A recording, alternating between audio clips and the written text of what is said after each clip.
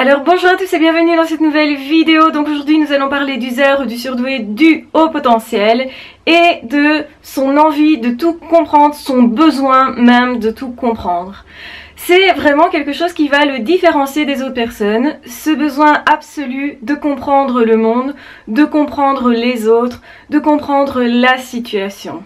Certainement, le fait de réfléchir beaucoup va l'amener forcément plus facilement à vouloir comprendre, parce que d'une part, il y a un certain plaisir à vouloir comprendre les choses, et aussi relationnellement, c'est important, il est en recherche d'intégration, et donc il va chercher aussi du coup à maîtriser son environnement, éventuellement aussi du coup maîtriser les autres, mais plus encore les comprendre. Il part vraiment des personnes, de ce qu'ils sont, de ce qu'ils désirent, pour essayer justement de s'adapter. Souvent ils font ça un petit peu trop, parce que là-dedans ils peuvent s'oublier. J'avais parlé de ce problème de s'oublier soi, de ne pas du coup se définir soi-même, mais de passer un peu trop par le regard des autres. Alors certainement le surdoué a plus besoin du regard des autres, positif en tout cas, parce que justement c'est quelque chose dont il a manqué. Il a éventuellement des expériences de rejet parce que justement il est différent.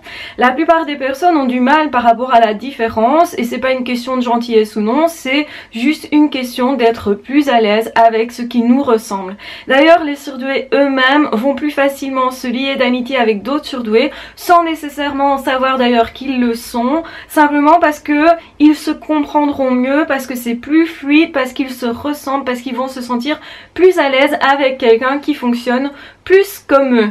Et quand je dis plus comme eux, ça peut être aussi avec des hypersensibles, des hauts QI. Donc des personnes hauts QI généralement vont chercher beaucoup plus à comprendre les choses, vont être beaucoup plus dans l'intellectualisation. Alors évidemment ça peut enfermer aussi, puisque on le sait, quand on intellectualise beaucoup, on risque aussi de se couper un peu plus de ses émotions. Or les émotions du zèbre, elles sont importantes. Dans nos vies d'humains, souvent on ne voit pas que l'émotionnel nous porte bien souvent et surtout oriente nos choix. On aura tendance à se dire que non, nous sommes des êtres très rationnels, ce qui est faux. Quel que soit notre fonctionnement, tous les êtres humains sont vraiment impactés par leurs émotions, et ce sont parfois des émotions différentes, des motifs bien différents d'une personne à l'autre, mais de façon générale nous sommes des êtres émotionnels, et le zèbre également. Même s'il réfléchit beaucoup,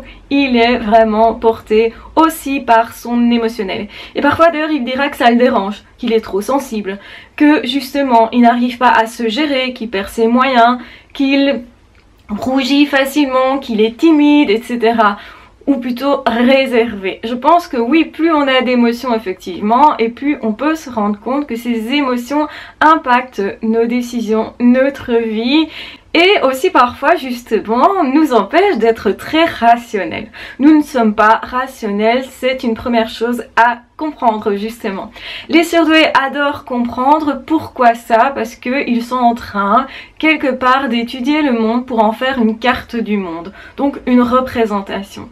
Cette représentation va les aider, et effectivement au début on peut dire ils étaient assez perdus, les autres ne fonctionnant pas pareil, ils étaient en train de se dire il faut que je comprenne ce dans quoi je suis, parce que au fur et à mesure effectivement mieux je comprends, et mieux du coup aussi je peux me situer, et du coup mon bien-être en dépend. Et c'est pour ça que c'est super important pour un surdoué. Il s'est bâti aussi, construit autour de la compréhension des autres, du monde, de son environnement, de lui-même.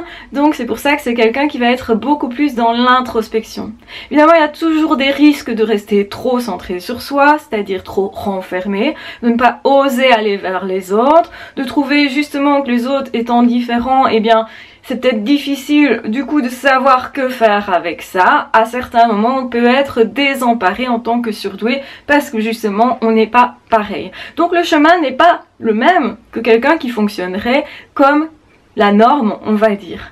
Donc la norme c'est être plus ou moins comme tout le monde, fonctionner plus ou moins comme tout le monde.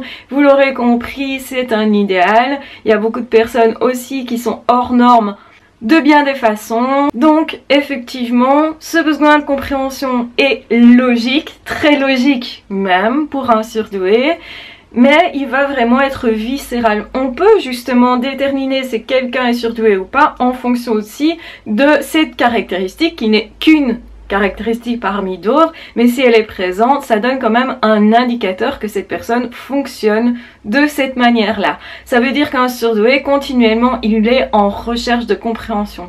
Continuellement, il va être vraiment passionné par quelqu'un, par quelque chose, par une situation. Il va beaucoup s'investir justement dans la compréhension des choses. Ça va être très fin, très analytique.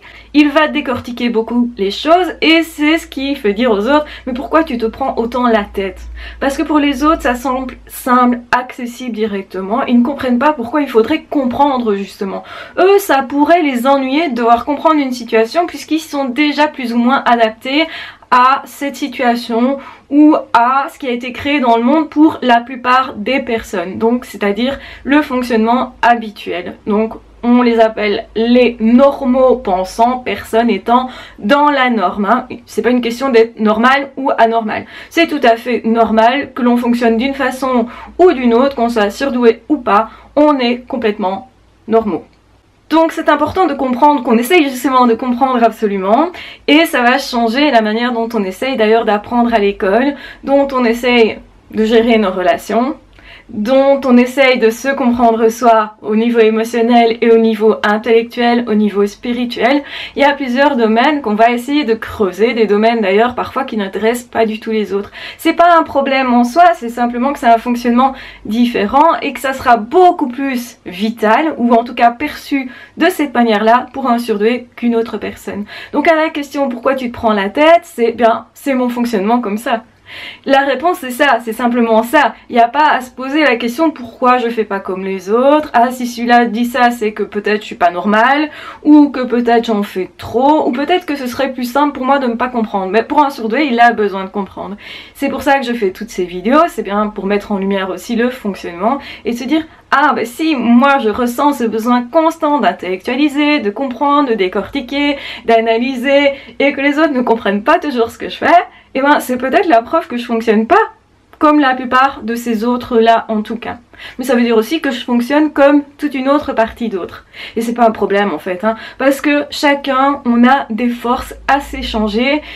Il y a vraiment moyen de construire quelque chose ensemble, et je veux vous rappeler qu'on n'est pas en train de lutter les uns contre les autres. Moi je ne mets pas des étiquettes sur les gens pour les différencier et les opposer. C'est l'inverse, mettre des étiquettes sur les autres. Comme on mettrait une étiquette sur ça c'est un arbre, ça c'est une table, ça c'est ceci, c'est cela, ça nous permet de mieux savoir quoi faire dans ce monde, quelles sont les possibilités d'échange, de partage, de construction, parce que nous sommes tous en train de créer le même monde. Faut-il le rappeler, on n'est pas séparés, les êtres humains ne sont pas séparés. Se croire séparés, c'est souvent un leurre. Quand on se concentre sur les différences, on est en plein leurre, parce qu'en fait, il y a tellement plus de choses qui nous rassemblent, nous tous, êtres humains, et même, je dirais plus, animaux, etc. et nature, etc. On est reliés continuellement, et croire qu'en réalité on fait notre vie dans notre coin, c'est faux, à l'archi faux.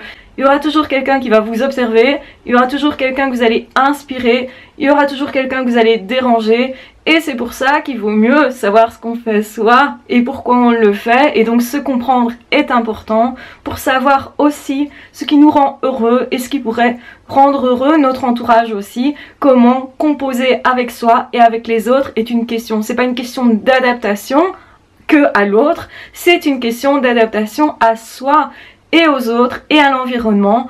Se comprendre est capital pour un surdoué et ça n'a rien d'anormal. C'est aussi une caractéristique qui vous permettra de vous dire ah oui, effectivement, je fonctionne comme ça, j'ai ce besoin-là, et reconnaître ce besoin-là, c'est aussi savoir le nourrir et se dire ok, j'ai besoin de lire, j'ai besoin de regarder des documentaires, j'ai besoin d'aller à la rencontre des autres, j'ai besoin de stimulation éventuellement, j'ai besoin de décortiquer ou même de démonter un appareil, j'ai besoin de tout ça pour comprendre c'est un besoin et je reconnais ce besoin et je nourris ce besoin comme étant quelque chose de normal, et plus je serai à l'aise avec ça et plus je gagne en fait en bien-être, en tranquillité, en paix et en possibilité de partage, puisque toute connaissance au final peut aussi être le point de départ du partage avec l'autre. Je vous embrasse bien fort, je vous aime très fort, prenez bien soin de vous. Si vous souhaitez aller plus loin, je vous rappelle que il y a 2 formations disponibles pour les surdoués, les hauts potentiels.